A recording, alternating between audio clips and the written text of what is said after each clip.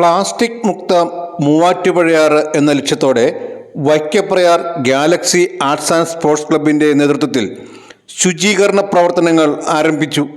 വൈക്കപ്രയാർ ആറ്റുവേലക്കടവ് മുതൽ ഇളങ്കാവ് ക്ഷേത്രക്കടവ് വരെയുള്ള ഭാഗങ്ങളിൽ അടിഞ്ഞുകൂടിയ പ്ലാസ്റ്റിക് ബോട്ടിലുകളും മറ്റ് മാലിന്യങ്ങളും ക്ലബ് അംഗങ്ങളുടെ നേതൃത്വത്തിൽ നീക്കം ചെയ്തു.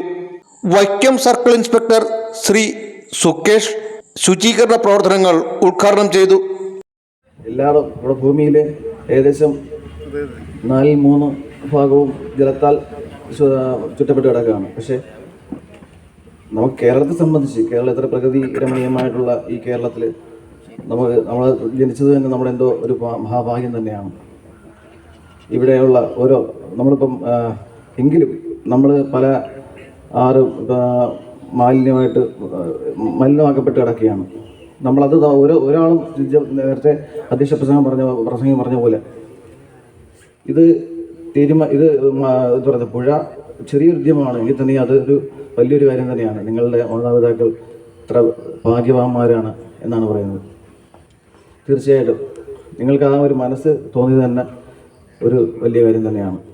നമ്മുടെ ജലാശയങ്ങൾ സംരക്ഷിക്കേണ്ടത് വരും തലമുറയുടെ നിലനിൽപ്പിന് അത്യാവശ്യമാണെന്നും ഇത്തരം ജനകീയ പങ്കാളിത്തം വലിയൊരു മാറ്റത്തിന് തുടക്കമാകുമെന്നും SHO പറഞ്ഞു. ശുചിത്വ സന്ദേശ റാലിയുടെ ഫ്ളാഗ് ഓഫ് ഉദയനാപുരം ഗ്രാമപഞ്ചായത്ത് പ്രസിഡന്റ് ശ്രീ KG രാജു നിർവഹിച്ചു.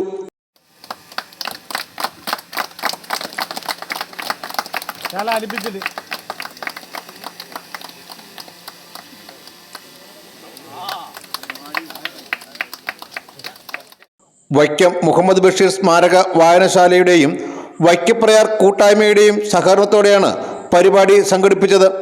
തലം മാറിപ്പോകുന്ന Vaikom circle inspector Shri Sukesh, Vaikkaprayar post woman Asha Nadesan, ഹരിതകർമ്മ സേനാംഗങ്ങൾ എന്നിവരെ ചടങ്ങിൽ ഗാലക്സി ക്ലബ് അംഗങ്ങൾ ആദരിച്ചു.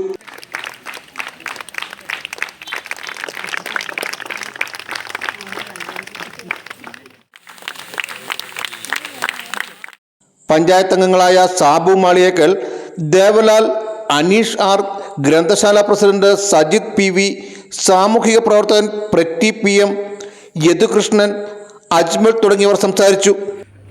പ്ലാസ്റ്റിക് നമ്മൾ അതായത് ഒരു പ്രാവശ്യമൊക്കെ യൂസ് ചെയ്തിട്ട് ത്രോ ചെയ്യുന്ന അല്ലെങ്കിൽ കളയുന്ന പ്ലാസ്റ്റിക്കുകളാണ് ഏറ്റവും കൂടുതൽ പ്രശ്നങ്ങൾ ഉണ്ടാക്കുക. അത് നമ്മുടെ മനുഷ്യ ശരീരത്തിലെത്തുന്നുണ്ട്. ഈ പ്ലാസ്റ്റിക്കുകൾ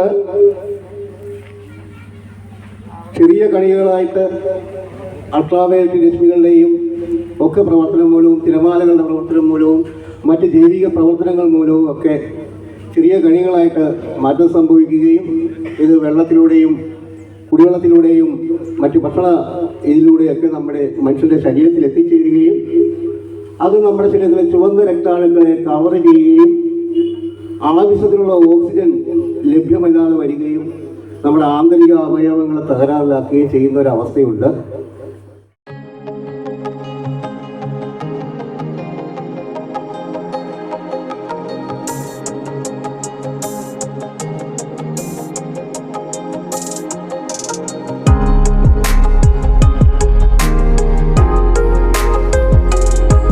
വിഷൻ ന്യൂസ്, വൈക്കം.